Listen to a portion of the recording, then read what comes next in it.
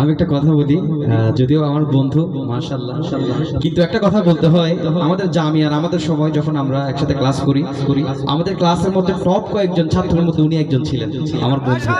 শুধু শুধু পুরো জামিয়াতে মানে ট্যালেন্টের দিক দিয়ে, মানে জ্ঞানের দিক দিয়ে মাশাআল্লাহ কয়েকজনের মধ্যে উনি একজন ছিল।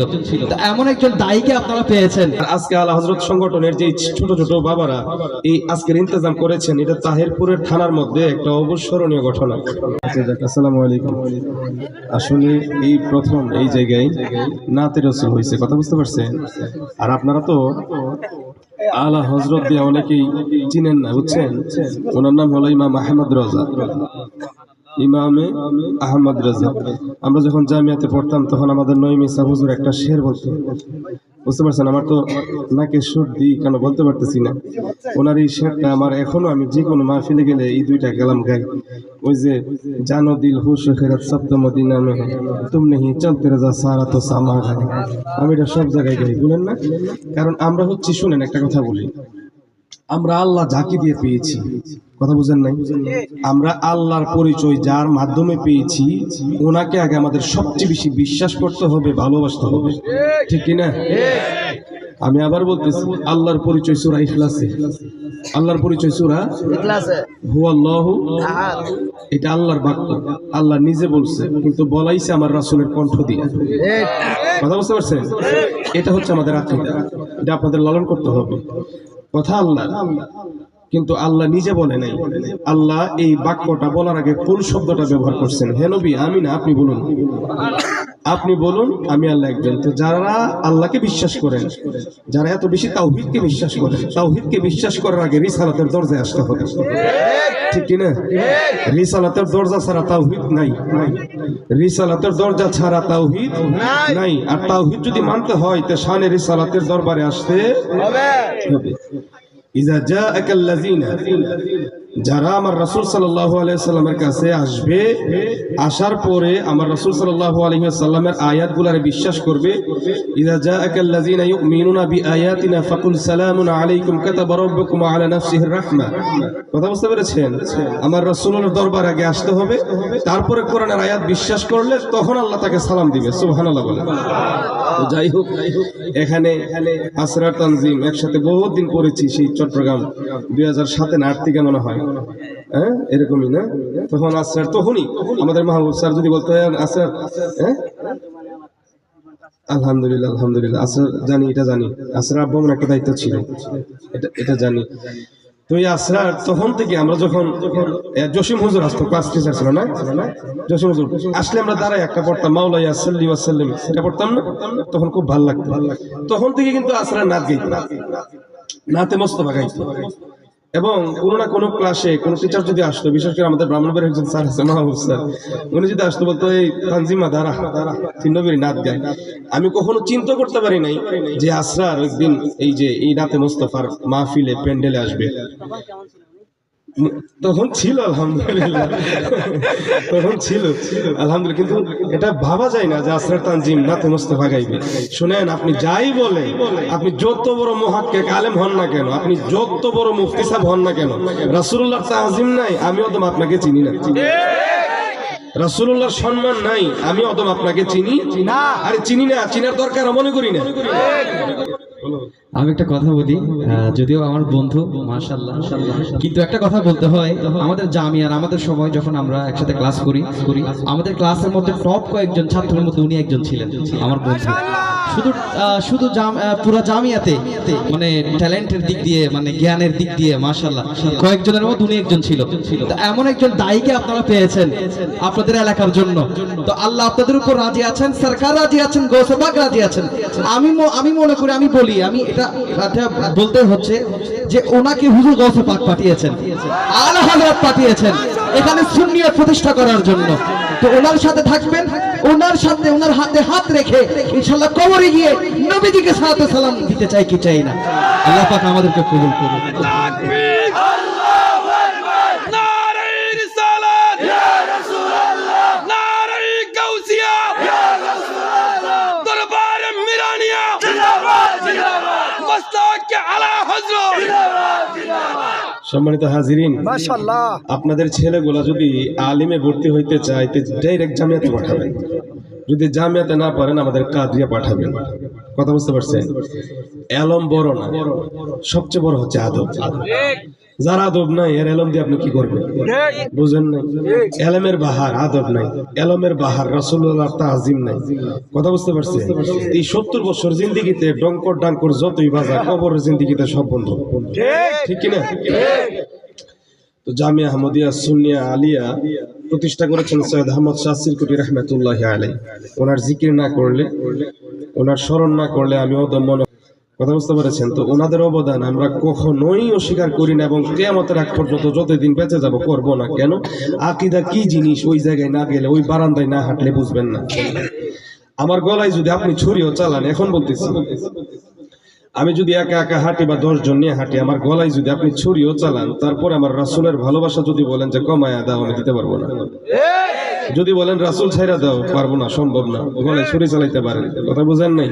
আমাদের শহীদ আল্লামা নুরুল ইসলাম ফারুকী সাহেবকে জবাই করে নাই? কোন করে নাই? এটা ইতিহাস সাক্ষী হয়ে গেছে, ঠিক কিনা?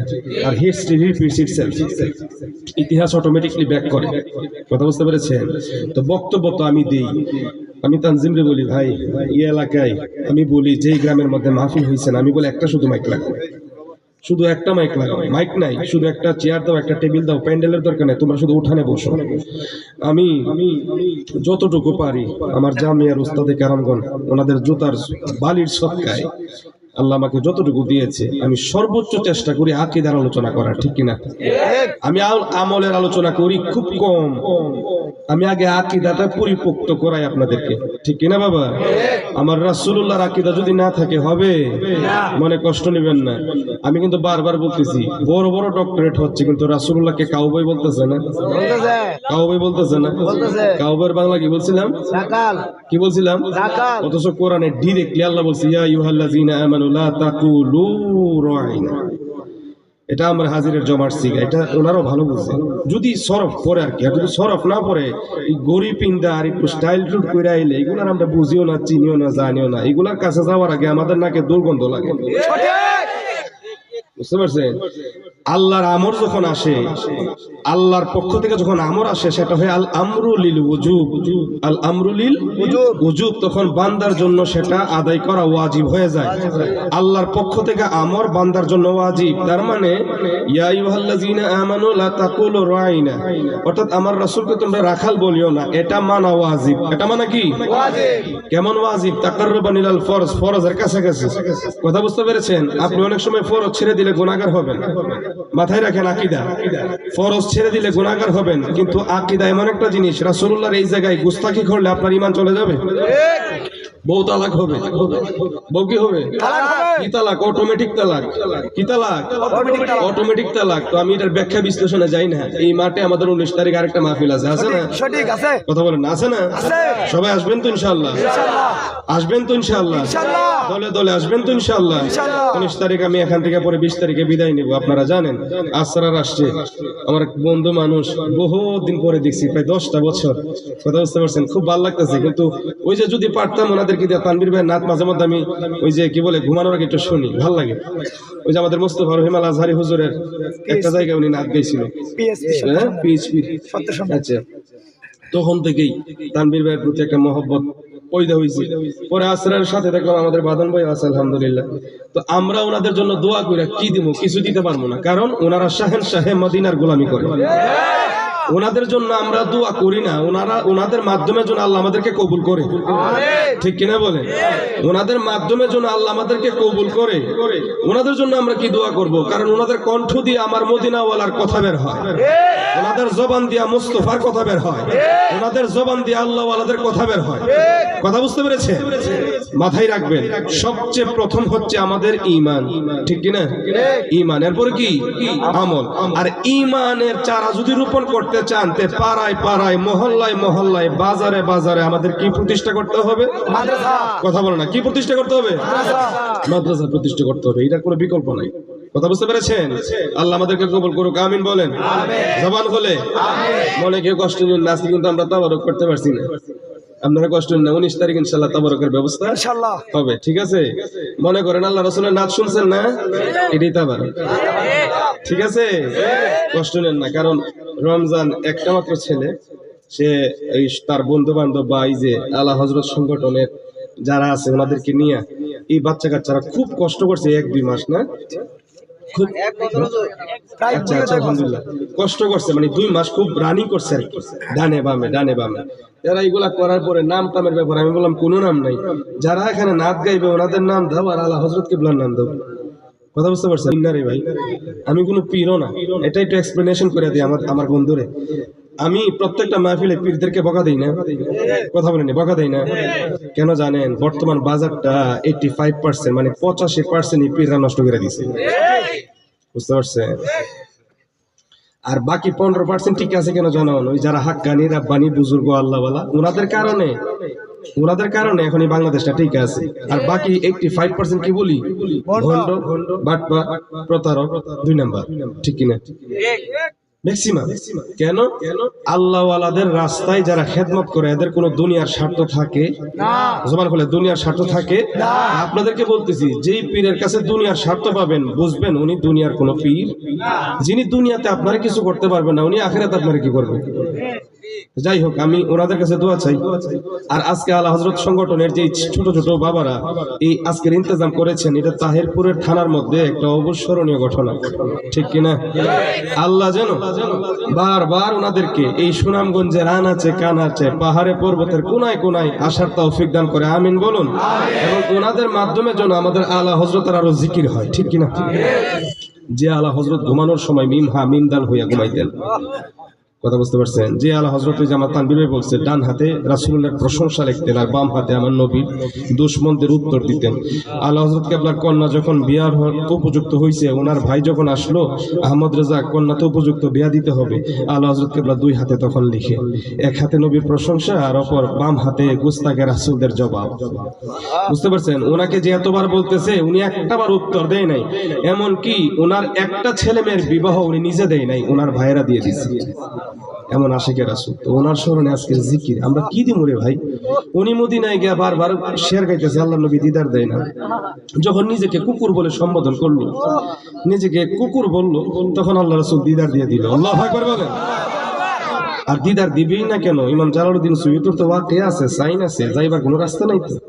আমাদের ভারত, বাংলাদেশ, পাকিস্তানের যিনি শাইখুল হাদিস যাকে বলা হয়, এখন তো 5000 হাদিস মুখস্থ জানেন, আমরা শাইখুল হাদিস ঘোষণা মেরা দিই। কথা বুঝতে পেরেছেন? শেখ আব্দুল হক মুহাদ্দিস দেহলভির সাইন আছে, বুঝতে পেরেছেন? যে আব্দুল কাদের জিলানী রাসূলুল্লাহ রওজায় গেছে, রাসূলুল্লাহ হাত বের করেছিল, গাউসুল আজম চুমু খেয়েছেন। তো যাই হোক, আল্লাহ পাক রব্বুল আলামিন ওনার স্মরণে এই যে আপনারা মুস্তাফা জানে রহমত পালাকু সালাম দ্বারা কইছেন না, লেখছে কে জানেন? সবাই বলেন আলা হযরত। সবার জবানে কে লেখছে? আবার বলেন কে লেখছে? জবান খুলে কে লেখছে? আলা হযরত। ঠিক আছে, আল্লাহ পাক রব্বুল আলামিন আমাদেরকে আরো সময় দিবে, আসরার আবার আসবে, আমরা দোয়া করি ইনশাআল্লাহ। এবং আমার এলাকায়ও দেখি একটা সময় সুযোগ করে আসরার আমাদের বাঁধন ভাই, আমাদের তানভীর ভাই, ওনাদেরকে নিয়ে যায়। কারণ ওনাদেরকে যদি না নেই আর আপনারা যদি না নেন, তা আল্লাহ রাসূলের প্রশংসা, আল্লাহ রাসূলের নাম বলবে কে? ঠিক কিনা বলেন? এই যে আজকে ওনারা গাইছে, দেখবেন ম্যাক্সিমাম ছেলের মধ্যে একটা জিনিস পয়দা হইছে যে আরে আমরা যদি হইতে পারতাম। আর যারা বাবা আছে এরা মনে মনে অনেকে নিয়ত করছে, আমার যদি ফুত হয় তেমন একটা শায়ের বানাবো ইনশাআল্লাহ, আছে না নাই? আর আমাদের এই শায়ের বৃন্দ যারা চট্টগ্রাম থেকে আসছেন, আল্লাহ আমরা ভাত খেয়েছি চট্টগ্রামের, জামিয়ার ডাল খাইছি, এগুলার ঋণ কোনোদিন শোধ করতে পারবো না। আর যা চিটাগাঙ্গের যে মেজবানি আমাদের ওসিউর রহমান হুজুরের বাড়িতে যে আমাদেরকে নিয়ে খাওয়াইতো, এগুলা কিভাবে বলবো বলেন তো ভাই? আসলে কিভাবে এগুলার গুণগান গাইব? আশা করি আপনারা ওনাদেরকে মহব্বত করবেন, ভালোবাসবেন। আর আগামীকাল ওনারা মনে থাকবে, তাই না? আগামীকাল ঘুরতে যাবে। আচ্ছা, তাই ঘুরতে কালকে কখন যাবে? না থাকেন না, সমস্যা নেই তো, থাকবার জায়গা আছে তো। কালকে কখন যাবে? রাত্রে কখন যাবে? আচ্ছা, ঘুরতে গেলে আপনাদের বাইক কয়টা লাগবে? না, বাইক যতটা লাগে, হ্যাঁ, এটা আমরা বুঝবো আর কি। কেমন বাইকের মানে যেই যে জায়গায় যেতে চাই, মানে যেই যে স্থানে বর্ষরা বলে, ওই যে নীলাদ্রিনী বলে, এখানে শিমুল বাগান, তুলা বাগান যা আছে সোনাগঞ্জের মধ্যে, হ্যাঁ, আমাদের মধ্যে যারা বাইক চালায়, ভালো বাইক যারা চালায় আমাদের মধ্যে, এমন রমজান 3-4টা বাইক ঠিক করে দিবা। আর এই বাইকের কোনো টাকা পয়সা আমাদের কাছ থেকে নেওয়া হবে না, এই সম্পূর্ণ যা কিছু আসবে এটা আমরা বুঝবো। কথা বোঝেন না? আমরা একটা ফান্ড আছে না, আমরা একটা ফাউন্ডেশন আছে না, এখন গরিবই হালত আছে, ওনারা যদি একটু দোয়া করে যায় মনে হইতে পারে ফান্ড অনেক বড় হয়ে যাবে। ওনারা তো মদিনাওয়ালার গোলামি করে রে ভাই, আমার সরকারে মদিনার গোলামি করে, যে রাসূলুল্লাহ ছাড়া আমাদের কুল কিনারা নাই। বুঝতে পারছেন তো? আগামীকাল যা বাইক লাগে, দুপুরের খাবার, সকালের নাস্তা যা লাগে, আমরা তো হাজিমের এখানে আছি, সকালের নাস্তা হাজিমের এখানে, দুপুরের খাবার তো আপনারা ভালো করে করবেন। আর বাইক টাইক যা লাগে রমজান বুঝবা।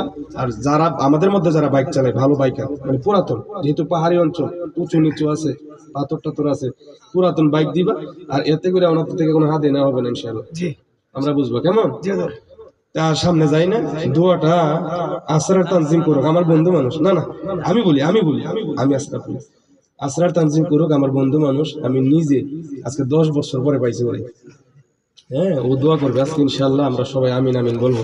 আমি খুশি আসরারকে দিচ্ছি, কারণ কিভাবে বুঝাবো জামিয়ার মহব্বত। সকালবেলা কুয়াশার মধ্যে জামিয়াতে যাইতাম, আমি প্রত্যেক দিন জামিয়াতে যখন যাইতাম আমি আল্লাহর ওলিদেরকে স্মরণ করতাম, নাম তোমার স্মরণ করতাম। আর আসরা বলছে না কিতাবের দিক দিয়া, আমি কোনো দিন জামিয়ার ক্লাসের কোনো কিতাবের মূল মতন আমি ছাড়ি নাই, আমি মূল মতন ছাড়ি নাই ইনশাআল্লাহ। আমার উস্তাদ মোকাররম আজিজ হুজুর, আমাদের ওসির রহমান হুজুরের ছোট ভাই, আমাকে যদি দেখতেন পিছনে বসে রয়েছে, উনি আমাদেরকে কাফিয়া পড়াইতেন, আলিমে কাফিয়া পড়াইতেন। যদি দেখতো পিছনে, কারণ অনেক সময় সামনে জায়গা পেতাম না, তখন বলতো ও ফুয়া ইক্কা তুই আমার ওয়া ওয়া ওয়া ওয়া ইক্কা, তা আসতো ওনার কাছে। আমরা বালাগাত ফাসাদ পড়ছি আমরা মাইনুদ্দিন হুজুরের কাছে, আমি হেদায়েত স্পেশালি ভাবে আমি মাইনুদ্দিন হুজুরের কাছে পড়ছি, আছে না আছে। তো আসলে এগুলা বলে শেষ করা যাবে না, কথা বুঝতে পারছেন? শেষ করা যাবে না। আল্লাহ পাক রব্বুল আলামিন আহকামুল হাকিমিন আমাদেরকে আজকে মদিনাওয়ালার প্রেমিক বানিয়ে দেখ, সকল বলেন আল্লাহুম্মা আমিন। এখন দোয়া হবে, আমাদের আসরার তানজিম আল কাদরি মাদ্দাজিল্লাহুল আলী দোয়া করবেন।